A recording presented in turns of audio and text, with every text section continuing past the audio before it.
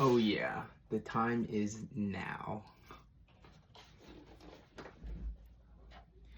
Most recently, I was on Facebook Marketplace and I was like, fuck it. It's time to finally buy a DJ set. So, here we are. It is the DJ Flex Pioneer.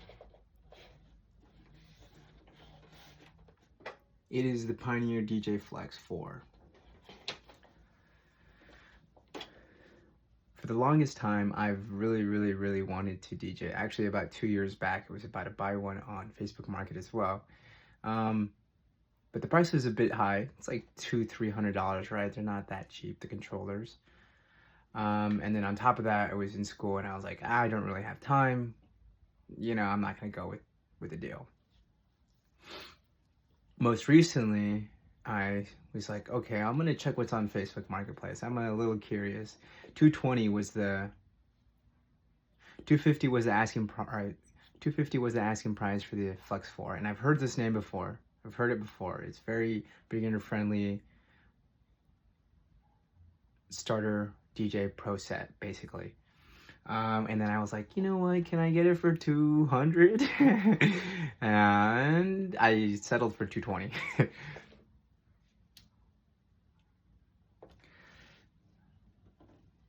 And then 220. And that was all in one day on a Saturday. But in between the time that I said I would get it and the time that he delivered it to me, I had about 10 hours.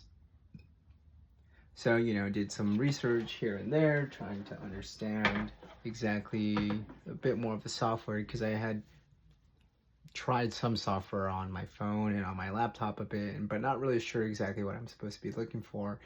And, I also didn't really know the big hitters, the name players for the software industry on this end. I ran across Sonato and Rekordbox. I downloaded Sonato first and I was trying to play around with it just on its own, and I didn't really like it that much. And then I downloaded Rekordbox.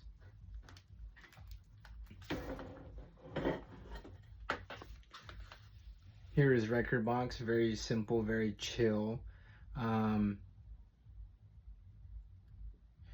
And for some odd reason for me, it just made a little bit more sense. So here's Rekordbox and here's what I'm using. And then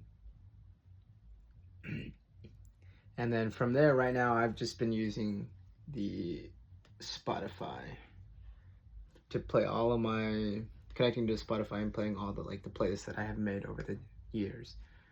And I am also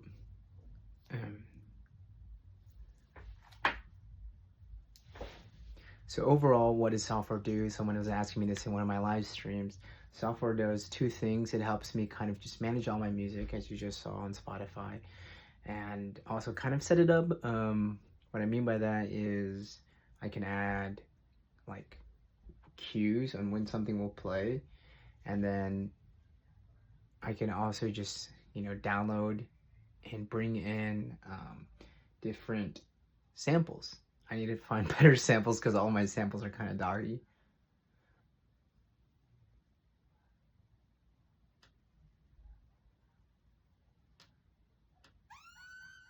This is one I have right now.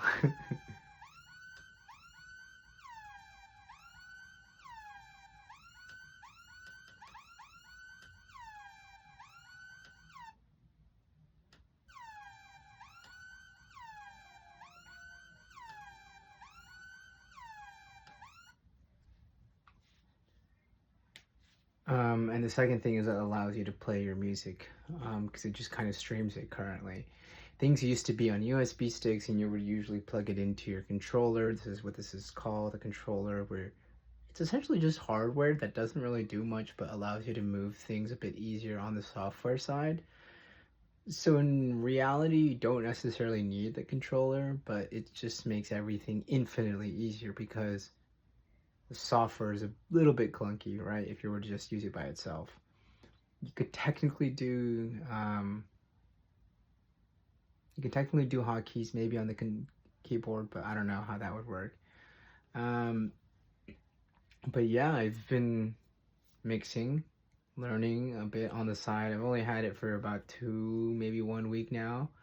Going through making a whole new set because I have made playlists in the past, and I do note that on my end, I kind of just shove a bunch of random crap together and call it a day.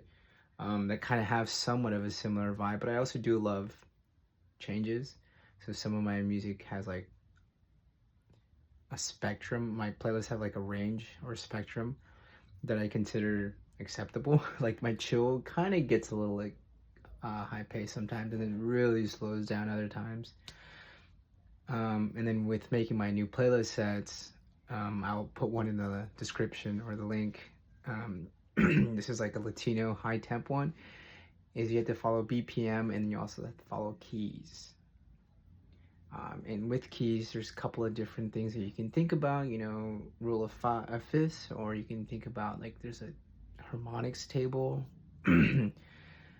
And I'm trying to use them a little bit more, but ultimately it kind of does come to vibes if you want to really be just chilling, right? Just making fun music and having a great time. So that's what I'm trying to do. I also do think that I've seen a lot of people just like put things together that don't upfront make sense, but if you're able to kind of mix into it a little bit better, it might work.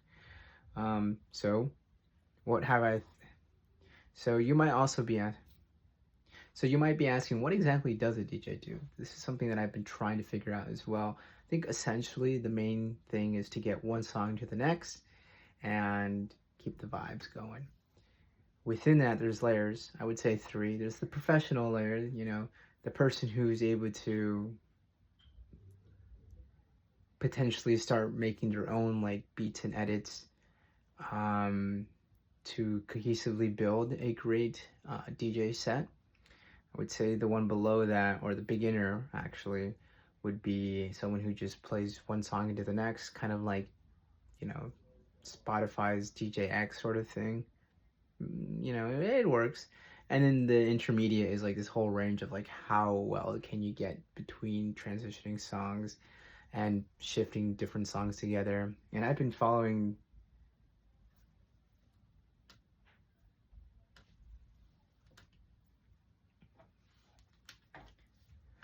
listening to a lot of different DJ music when I have to studying and stuff. So, I've been slowly listening to them and hearing how they do things. But there's this amazing guy that I found so far. His name is Yusuke Yukimatsu, and this guy is dope.